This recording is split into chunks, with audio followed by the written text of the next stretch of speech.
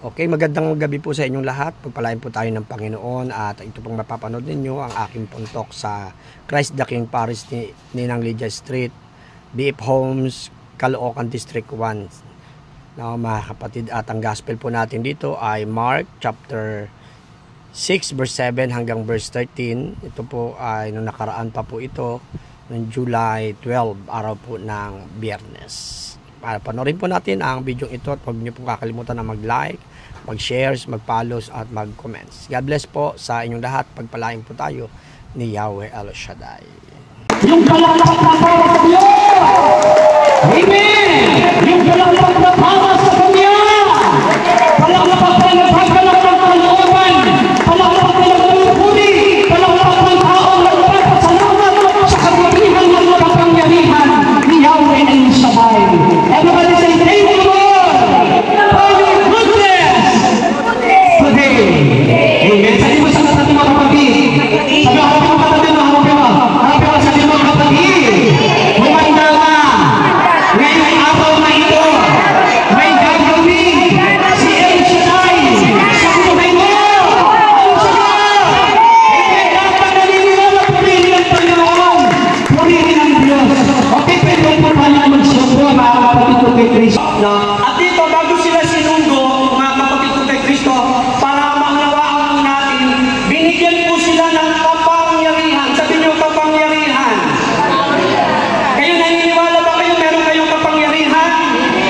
Sinong naniniwala meron siyang kapangyarihan? Palakpakan natin ang Panginoon. Mamaya ipapaliwanag ko anong kapangyarihan yan. Amen? Baka power yan. Pag natabi ka, tulog. Baka putok yan, ha? Mga kapatid, kapangyarihan mula sa Diyos. Amen? Tingnan niya, bakit sila sinugo at binigyan ng kapangyarihan? Sabi doon, sapagkat magpapalaya sila ng mga demonyo. Hello? Sabi mo sa katabi mo, naniniwala ka pa sa demonyo? Kayo ba naniniwala ba kayo sa mga demonyo? Nakakita na kayo ng demonyo? Pag kayo titingin sa katabi nyo, ha? Baka lumipot kayo ng upuan. Ang mga demonyo, mga kapatid ko kay Kristo, ito po yung mga masasamang espiritu.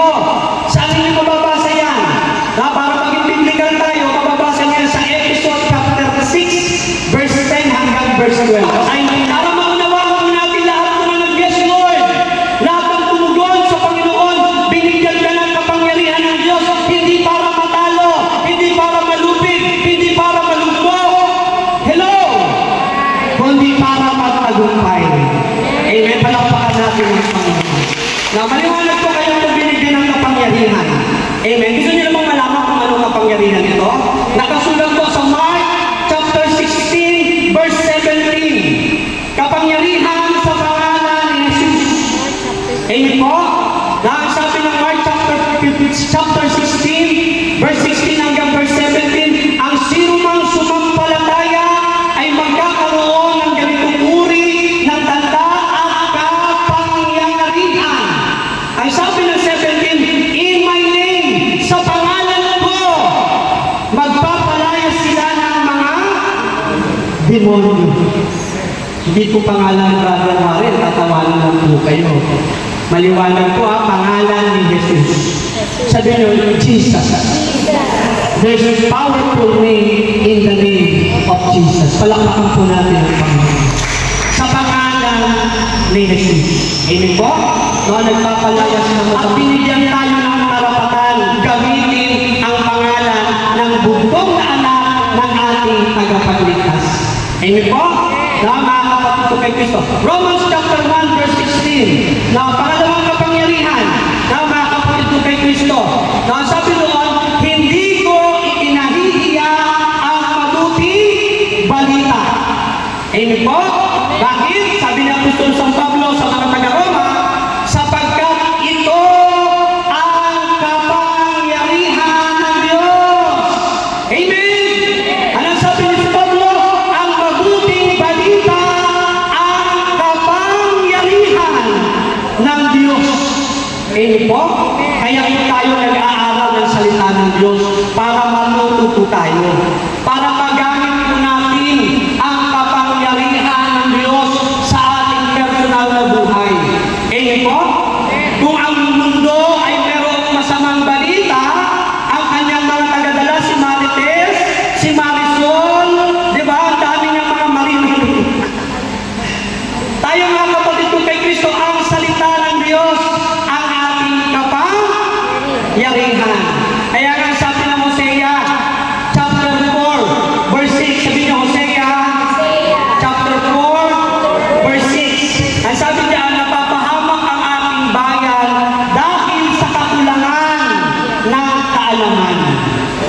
Amen po?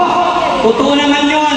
Lahat po ng mga taong binubugbog ni Satanas, absent po sa kanila, wala po sa kanila ang salita ng Diyos. Kapag nasa puso mo ang salita ng Diyos, hindi pwedeng pasukin ni Satanas at ang mga demonyo ang iyong puso. Bakit?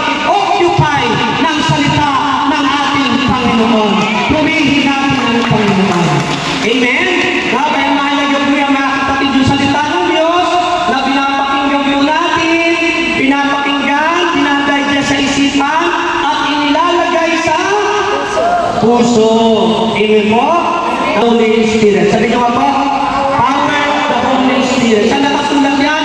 Sa Acts chapter 1, verse 8. Sinugo ang mga alagad at binigay sa kanila ang kapangyarihan ng banal na Espiritu. Palakpakan po natin ang banal na Espiritu.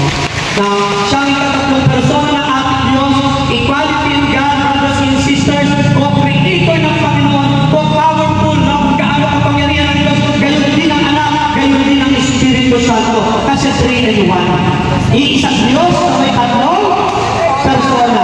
At ang Holy Spirit siya po ang kasama natin araw at gabi. Palakpakan po natin ang banal na Espiritu.